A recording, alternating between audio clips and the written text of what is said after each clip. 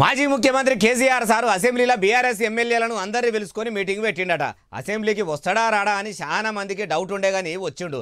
సమావేశాలకు హాజరుపడ్డాడు. అది సరే గానీ గులాబీ ఎమ్మెల్యేలతోని మళ్ళీ మీటింగ్ పెట్టిండు అంటారా? అన్ని ముచ్చట్లు అరుచుకుందాం పారి.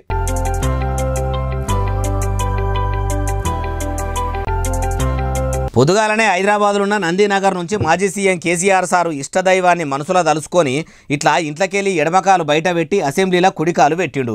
అప్పట్లో అసెంబ్లీ ఎన్నికల ప్రచారంలో ఎంత ఓవర్ కాన్ఫిడెంట్గా ఉండే, మళ్ళా మా బీఆర్ఎస్ పార్టీ అధికారంలోకి వస్తుంది, కారు పార్టీ ఏలుబడిలోనే నేను మూడోపారి ముఖ్యమంత్రిగా అసెంబ్లీలో అడుగు పెడతా అన్నంత ధీమాతోనే ఉండే. కానీ ఏం లాభము? 10 ఏళ్లలో కొందరు గులాబీ లీడర్లు చేసిన పాపాల కారణంగా పార్టీ పాతాళానికి పడే కాడికి వచ్చింది. ప్రజలిచ్చిన తీర్పుతోని కేసీఆర్ సారు ఇంటి పట్టున ఉండే కాడికి వచ్చే.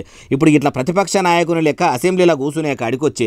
ఇసోటి జరుగుతాయనే ఓడలు బండ్లు ఓడలు అయితాయి. ఊగి ఉయ్యాల ఏడికి రావాలనో గాడికే వస్తుంది అనే శాస్త్రాలు పుట్టినాయేమో అనిపిస్తుంది. కానీ ఏం చేస్తాము, ఇట్లా ఆగమాగం పోతానని అస్సలు అనుకోలేదని మనసులో కేసీఆర్ సార్ కూడా అనుకోవచ్చు. ఇట్లా అసెంబ్లీ కాడికి రాగానే గులాబీ గుంపు మొత్తం పోయి కారు పార్టీ పెబ్బని ఎదుర్కొని లోపలికి తెచ్చిర్రు. ఇట్లా అందరు కేసీఆర్ సార్ను కలిసినాక మీటింగ్ పెట్టి అన్ని ముచ్చట్లు అరుచుకున్నాడు. షై సర్కారు పెట్టే బడ్జెట్ల పబ్లిక్ దిక్కు ఎక్కువ మాట్లాడాలి, అప్పుడే ప్రజలు మనల్ని పట్టించుకుంటారని అనొచ్చు. అయ్యా కేసీఆర్ సారు, ఇన్ని దినాలు మీరు లేకనే నోరు తెరవలేదుగా అవ్వచ్చు, మీరు ఉన్నాక మీ లీడర్లు రాగుతారా, మంచిగానే అరుచుకుంటారు కావచ్చు అంటుర్రు ఏ ముచ్చటిన్నోళ్ళు.